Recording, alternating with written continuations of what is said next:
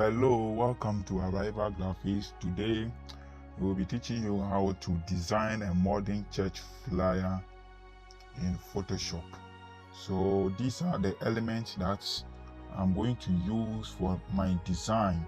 So I'll start by setting up my page, and to do that I'll click on File, then click on New, then select A4 document. And those of you who are using Adobe Photoshop CC20, your interface might be different from that of mine. Mine is Adobe Photoshop CC 2018. So if you are using 2020, the way we set up a page will be different from that of mine. So all you need to do is to look for A4 document. When you go to print, then you look for A4 document, then you use it for your design. So that is how we go about it. So I'll use this picture, then set it for my background. So here I'll click on Ctrl U to set for black and white. So anytime you want to set a picture to black and white, all you need to do is to press on the Ctrl key and the U, then you set it to black and white. So here I'm setting the lightness. I'm done setting the saturation, so I'm setting the lightness to black white. So that is how we set a picture to black and white. So after that, I'll click on the OK.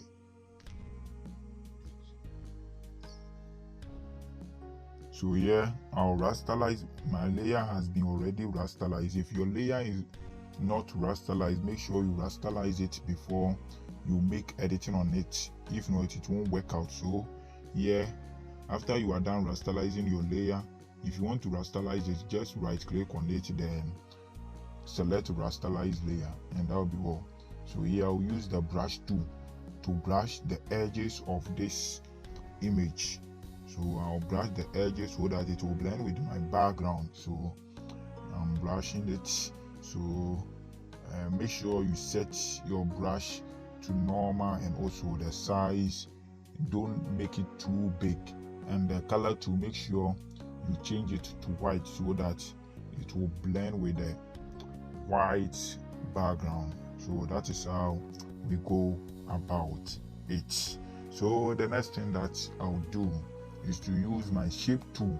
So I'll use the shape tool to draw a rectangular shape, then set it to blue color. So I'll change it to blue. I'll change the color to blue. Then after that, I'll change it opacity.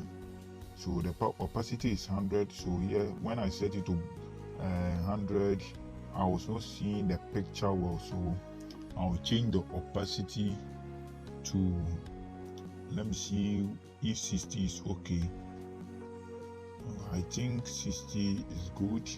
So yeah, what I'll add to my background is look for some white background and blend it with the blue one.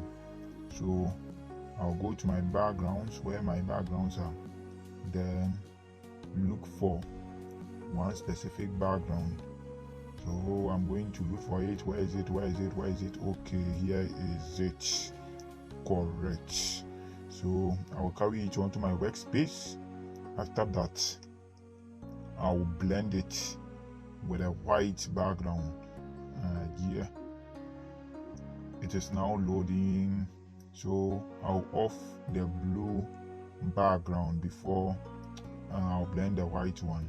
So I'll turn off the blue background, and to do that, you can see there is an eye sign over there. So just click on it to off it. Any layer at all that you want to off, all you need to do is to click on that eye key over there, then it will be off. So I will enlarge this background over here. So I will enlarge it. Good.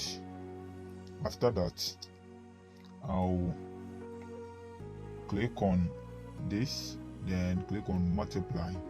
So when you click on multiply, you can see it has blended with it. After that, you turn on the blue background or the blue layer. done setting the background. So what I'll be doing next is to create another layer. So I'll create another layer. So I'll click on this. So when you come to the bottom, then you click on that to create another layer. After that, I'll use the second layer. I'll use my eraser tool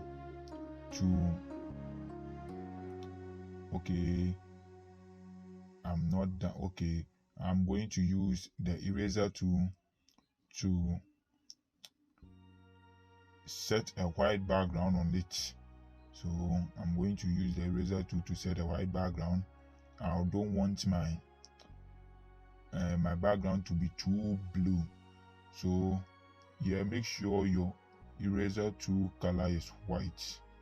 I keep saying eraser, please brush tool rather. So I always use the eraser tool, so I keep on saying it. So I'll use the brush tool, then change the opacity. So I'll change it opacity. So this is how is it. Okay, so yeah, my background is showing me, so I'll lock it. I'll lock the white background. So after that, I'll change the opacity. Is too white, so I'll change it opacity. So I think 50 is okay. I think 50 is good. Okay, let me try 70. 70 is cool. 70 is cool. Very good. So what is left next? What I'll be doing next? Okay, let me move it upwards. Okay, so I'll click on the layer tool, then change it opacity. Okay, it seems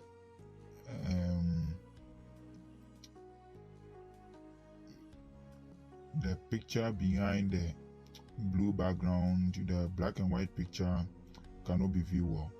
Okay, I think it's okay. Okay, so I'll carry this layer, so I'll use this, so I'll enlarge it, then bring my images. So I'll enlarge this background here, so I'll enlarge it. So I'm going to use this element for my design, so I'll enlarge it, then bring my images behind it. So I'll put my images behind it. So I'm done. So what I'm going to do is to import all my images. So I'll use this, but make sure all your images background is being removed. So yeah, I have removed all the images for this background. I've removed it already, and I have already shown you how to go about it. In Photoshop, you can also remove a background of a picture, but that one is quite complicated. You can use the rectangular marking tool, or the lasso tool, or the pen tool, but that one will take you more time to do that. But I've already introduced you to how you can remove the background of an image. If you haven't watched the video for that, please do so. So this is just by the way. So so I'm done. Okay, let me enlarge it. Very good. So that is how it is.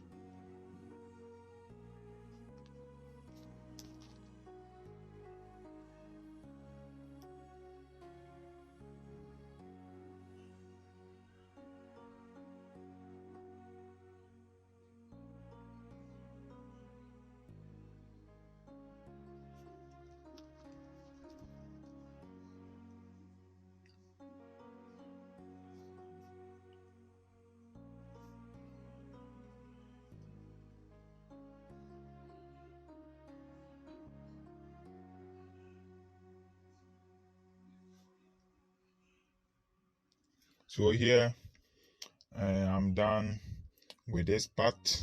So what is left next? Okay, so I think right now this is what I will do.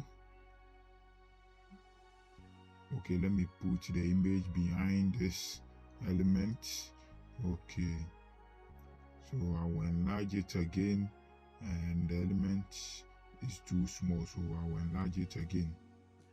I will enlarge it, and to do that, if you are using CS6 extended or CS6 or CC 2018, if you are enlarging an image, you hold on the shift key, then you drag to enlarge it.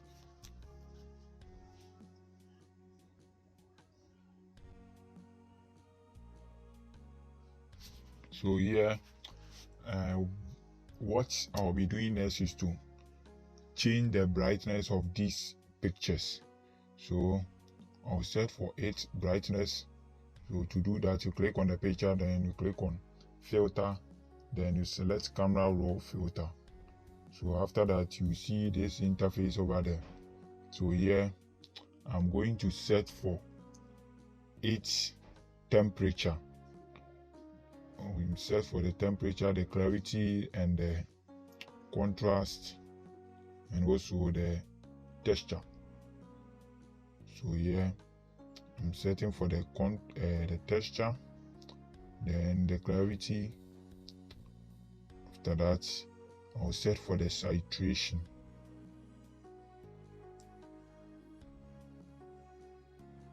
So any one at all that you want to set, you just set for it. So here you could see there has been some changes for this picture, and its appearance has been changed. So I'm going to apply the same to the other one.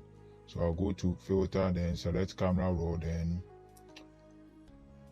set for the temperature, the saturation, the clarity, and the texture. So yeah, it depends on the quality of the picture that you are working on. So you can't give a specific number for a picture on each saturation or each texture. So you have to check the quality of the picture before you set for each properties. So anyone, so if you set for the properties and the appearance is not all that okay for you, you just set for it again. So that is how we go about it. So I'm done setting for the brightness of these pictures. So the next thing that I'll work on is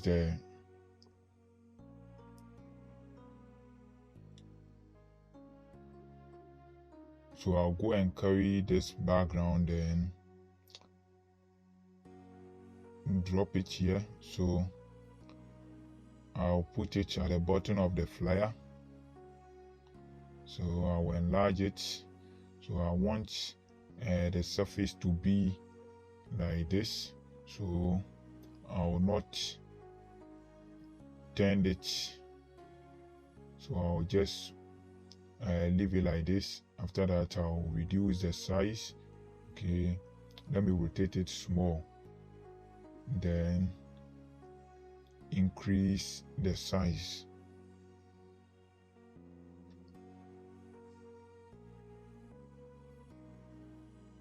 So I'll rotate it again. So this is how I want it to be. So I'll put it below these pictures.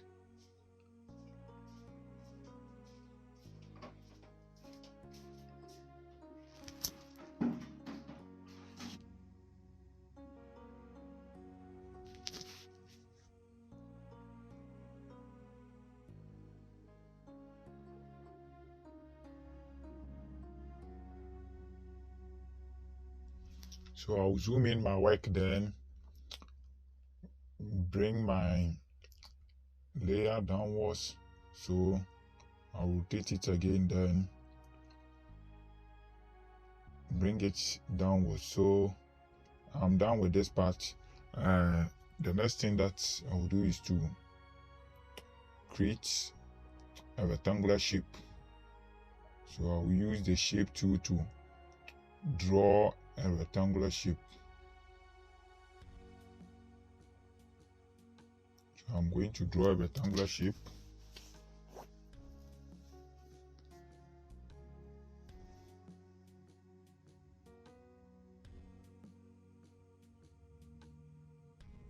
So let me reduce my brightness. So I'm done with this part. So the next thing that I'll do is to draw the rectangular shape. So you can zoom in or zoom out your work. So that is how it is. So I'm going to draw the rectangle. So here what I'll be doing is to change the color. So I'll change the color for this layer. So I'll take the color from the background, then use it for the rectangular shape. So after I'm done doing that, I'll set for the stroke for this layer. So before I'll set for the stroke, I'll like to send the layer backwards. So I want it to fall below the block layer. So to do that, you hold on the control key, then the bracket open. So you keep on pressing the bracket open sign whilst you press on the control key. So I'm done sending my layer backwards. So I will enlarge it, then duplicate my layer. So I will enlarge the duplicated layer, and to duplicate your layer, you press on Ctrl J. Here you can't see it since the colors are the same, so you can't see it, and beside the bigger one is also falling on the smaller one, so you can't see it properly. So here I'll only set for the stroke for the bigger one. So to set for the stroke, make sure you click on the white background with the red slash in it to get rid of the inner layer. After that, you set for the stroke. So here I'm setting for the stroke size. So the stroke is the one behind the white layer with a red slash in it. So that is the stroke. So I'm done set for the stroke. So I'll change the color of the stroke, then set for the size again. So here, this is the merge tool.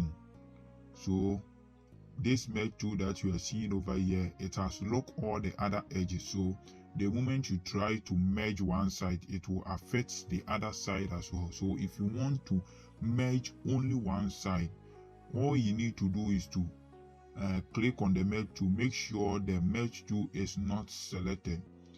So here, when I try to merge the one side of the corner, it was only affected, the other side weren't affected. So that is how we go about it. So anytime you want to curve or curve only one edge of a layer, make sure you don't select the merge tool. If the merge tool is being selected, make sure you click on it to unselect it, so that when you try to curve the other edges, it won't affect it. So that is how it goes. So here I'll click on the merge tool, then curve the other edges. So here you could see my merge tool is not selected. When you select it, you could see that it is being highlighted. So make sure it is not being selected. So here I'm done curving the edges. So what I'll be doing is to I'll highlight these two tests. So to highlight them, you hold on the shift key, then you select the two edges. After that, you minimize the size.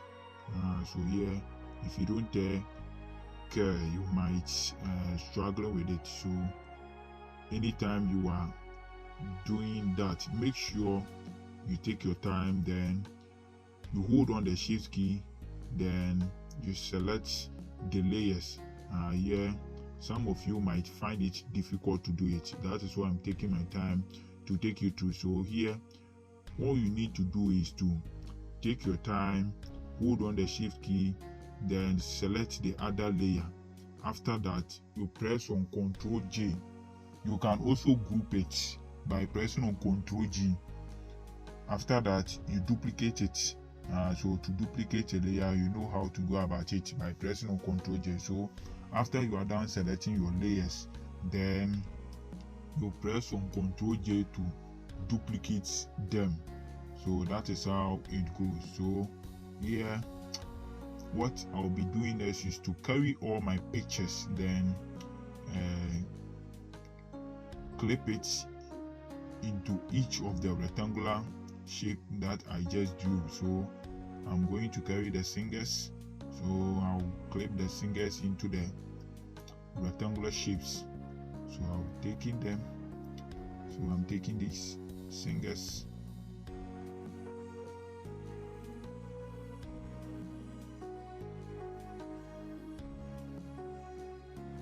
so at this point I will send this picture above the white layer, and I'll do that by clicking on the Control key and the bracket close sign. So I'll send this picture above the white layer, and it is being done by clicking on the Control key and the bracket close sign. You keep on pressing it until it is being moved on the top of the layer that you want to clip your picture into it. So here at this point I'll click on the layer. So I want to see the layer. So the layer is rectangular, rectangle 2 copy 3. So I'll make sure my picture falls on the top of the rectangle 2 copy 3. If not, when I clip my picture into it, it won't work out. If you haven't watched the video on how to clip a picture into a frame, please, there is a link in my description. Kindly click on that link and watch the video on how to clip a picture into a rectangular frame. So here I'm going to clip this picture. So I'll right click on the picture, then click on create a clipping mask, and it will clip into the rectangular frame. So my picture has now been inserted into the white frame. So that is how it is being done.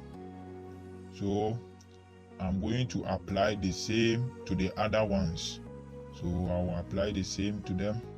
So I'll send my picture here, then reduce the size just like how I did the first one. So I'll follow the same procedure, then clip this picture into the rectangular frame.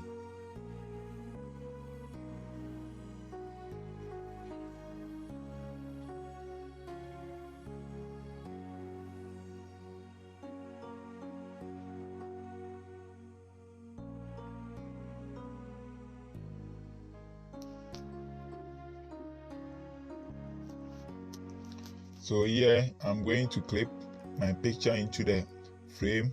So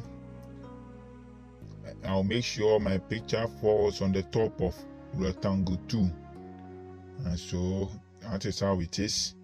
So after you are done doing that, then you right click on the picture, then create a clipping mask. So as I said, if you haven't watched a video on how to clip a picture into a frame, kindly check my description. There is a video on how to clip a picture into a rectangular frame.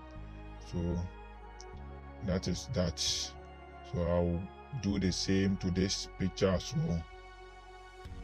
So I'll right click on it, but before that I'll look for the rectangle copy 1. So if you want to look for the name of the rectangular shape that you want to clip your picture into it, all you need to do is to click on that rectangular shape, and the name will be indicated or highlighted at where your layers are.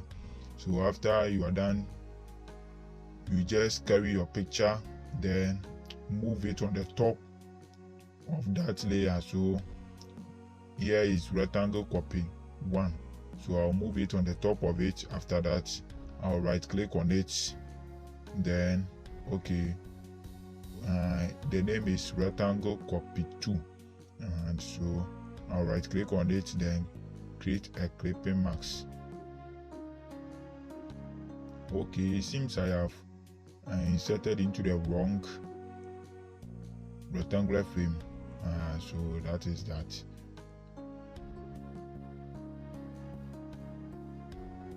So I'll reduce the size, I'll minimize the size more.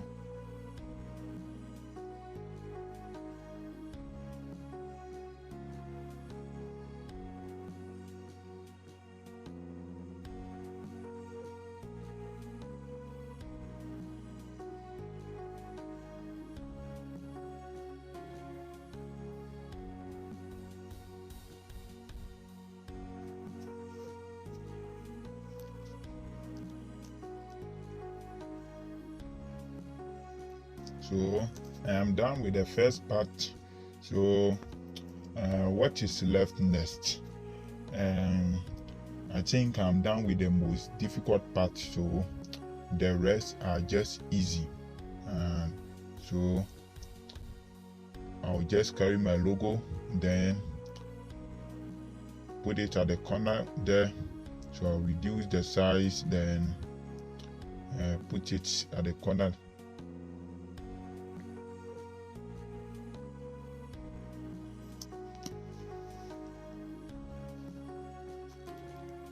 So I'll just type my text. So I'll type the name of the church, but before that, I'll create another shape here where I will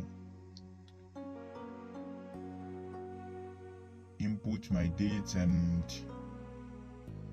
the venue on it. So I'll duplicate this layer, then type my dates and my venue.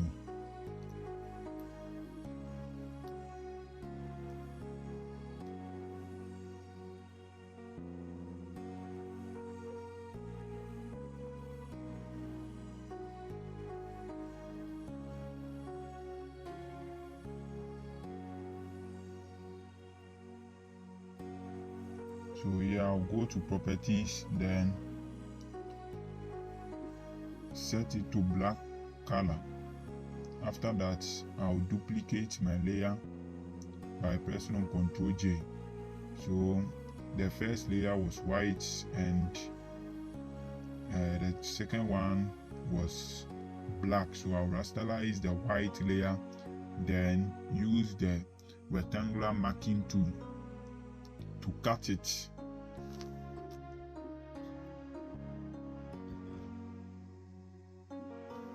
So I'll use the rectangular marking tool to cut part of my white layer.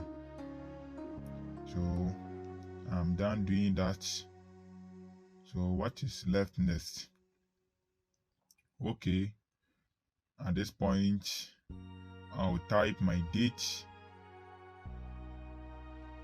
but before that, let me reduce the size. Okay, let me reduce it. It's too long. Okay.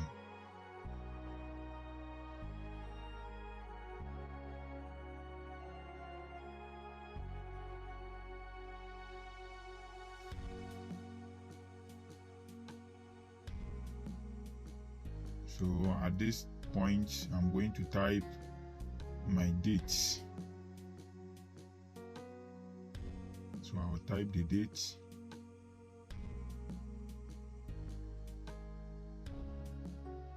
I'll type date, then input the month and the year.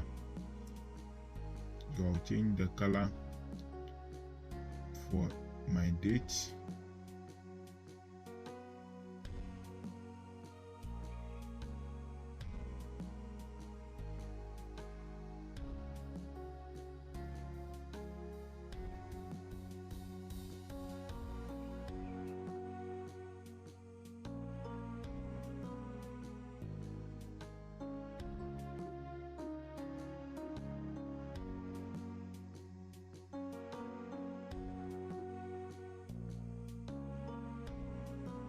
So here I'll type the year, but before that I'll type the month. So 5th February 2023. So that is the actual date the event will actually take place.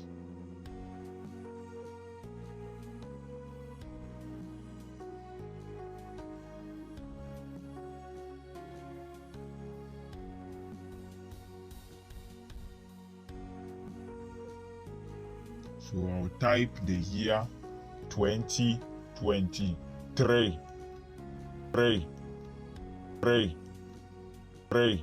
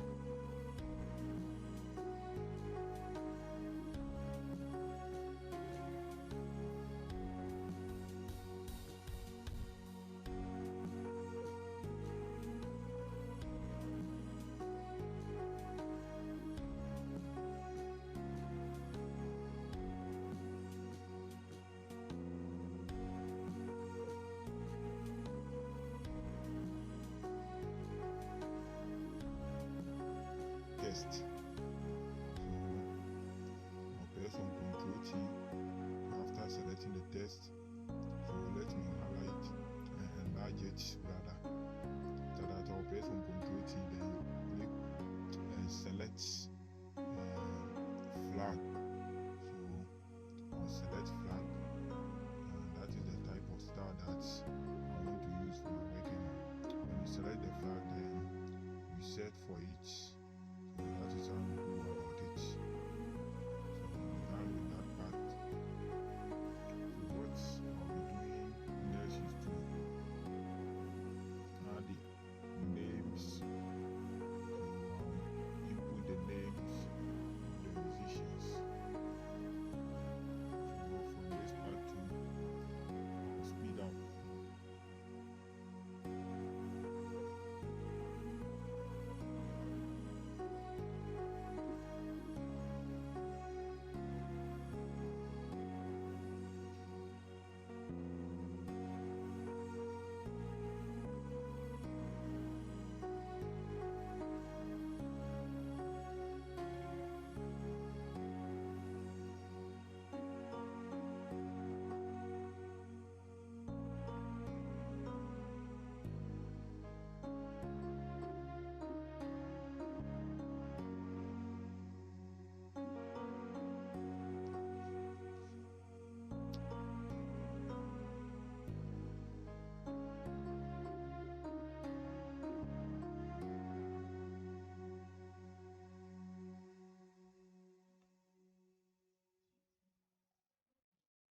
So yeah, I'll carry this light, then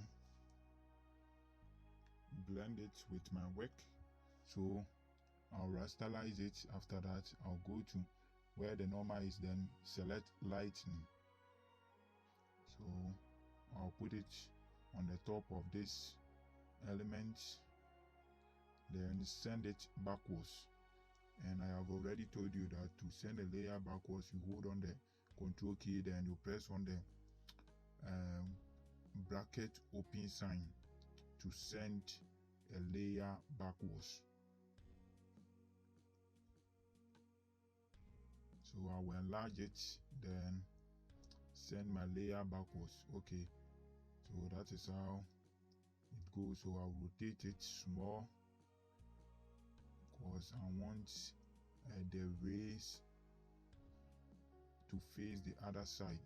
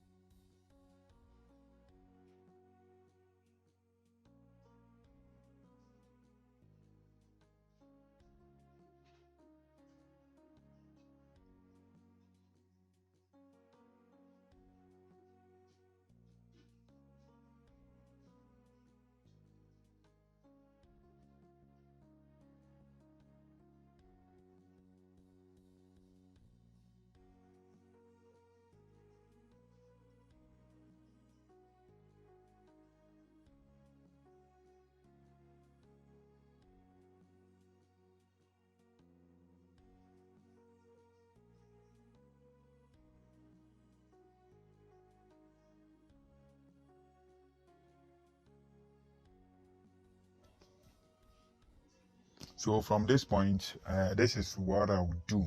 So I'll click on my shape tool, then draw some shapes for my time and location. So these features, you will not see them in Adobe Photoshop CC 2020. You will not see these features over there. So if you are a CS6 extended user or CC 2018 user, you will see these features. If you are not seeing them, don't worry, go to Google, then search for these features. Just search for location icon, time icon. You will see them over there, so you don't need to worry much. So this is the location icon. So I'll just draw the location icon After that, I'll type the names. So okay, you're left with the contact icon. So I'm looking for contact icon. Where is it? Okay, so as I said, if you are not seeing these features over here, don't worry much. Just go to Google and search for each of the icons. So this is the telephone icon. So to draw it, you hold on the shift key, then you draw it. So I'll change the color for each. Okay, I'll maintain the white color. So I'll just type the time, the location, and also the telephone numbers.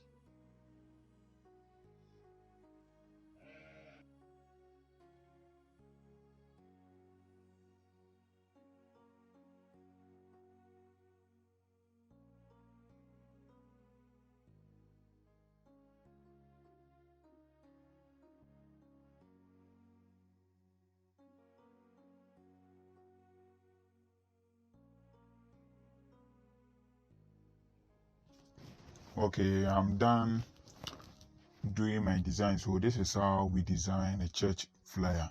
So right now I'm going to show you how to save your work. Some of you were asking me how to save a work in Photoshop.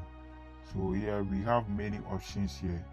So if you click on the Control S, we have many options here. We have the PSD, we have the JPEG, we have the TIFF. So we save a work in PSD only if you want to make editing. So in the course of your editing and something just happened that you were able to finish your work, you can pause wherever you reach, then save it in PSD. Anytime that you want to continue from where you reach, you just open it, then continue from where you reach. So that is how the PSD works. And mind you, the PSD cannot be viewed on phone. If you save your work in PSD, you can't view it on phone because you haven't installed Photoshop software. And mind you, Photoshop doesn't support phone, it's for only PC. So if you save a work in PSD and you send it on your phone, you can't view it unless you save it in JPEG format. And in JPEG format we have two types, so make sure you select the first one, then choose the background color. So that is how it goes. And you can also save your work in TIFF. So if you save your work in TIFF, make sure you select the JPEG as well. So that is how we save a work in Photoshop. So here I save my work in JPEG. So when I open it, this is how it appears. It won't open in the form of PSD. So that is how we save work in Photoshop. So please, if you haven't subscribed to the channel, do well to subscribe and turn on the notification bell. Thank you.